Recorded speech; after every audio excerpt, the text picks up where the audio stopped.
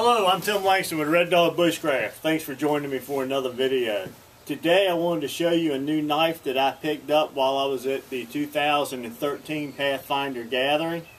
This knife is made by Tops Knives, and it's the Pathfinder School knife that was designed in conjunction with Dave Canterbury and Tops Knives. I'll bring you in a little bit closer here and I'll go over some of the details of this knife. Okay, as I said, this is the Tops Knife Company Pathfinder SAR knife. It's a smaller tactical model knife. As you can see, it has a 4-inch blade, or at least a cutting surface, and the total length is 9 1/4 inches long. A couple of features of the knife: it is a 1095 carbon steel, and that's a high carbon, and the thickness of the back of the knife here at the spine is 3/16 of an inch thick, and it does have a 90-degree angle right here. Now, this is an older model knife. They've changed this knife since, and I hope to actually pick up one of those. This knife is coated. It has a gray finish to it with white liners. Looks pretty cool. They call this a black micarta handle, but it's actually kind of gray, and I really like the looks at it, the way they've got the grooves cut into it. When I first saw it, I thought it would be pretty uncomfortable in the hand, but actually I have smaller hands and the knife fits in my hand real well. I also like the way it has this finger guard here and the way it's rounded. It's just a nice shaped knife for a tactical type knife. This particular knife was the 32nd one made, and it has Dave Canterbury's name in the Pathfinder School and the older Pathfinder logo with the Tops Knife logo. Now, this knife was auctioned off as a fundraiser for the Pathfinder youth, and I paid a little bit more for it than what you could just pay for the knife, go into the store and buy it. But I bought it for two reasons. Number one, the primary reason was it was to raise money for the kids, and that all goes to help them buy their kits that they need as they go through their training. And the second thing is, I thought it was pretty cool because it was the 32nd one made, and it has the older style Pathfinder logo on it. I'm going to see if I can get this close enough to where you can actually see this blade.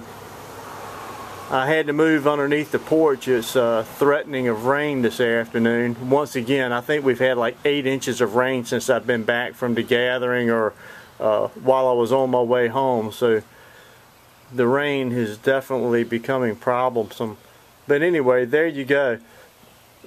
I do not buy knives to collect. I use my knives, and when I first bought this one, looking at the shape and the design of it, I really liked it for more of a hunting knife to carry with me while I'm out, or just as a tactical knife. It comes with a really nice sheath, and it has a belt clip on it, and this belt clip can turn so that you can put it in any position you like, which I find pretty advantageous, especially when you've got it clipped on and you're sitting in a vehicle for a long time. You can maneuver that thing to where it's comfortable and not cutting into you. The knife fits into the sheath nicely. It snaps in, but it is not retained by the blade. The blade is actually suspended in the middle of the sheath, which I like because it keeps it from getting scratched up.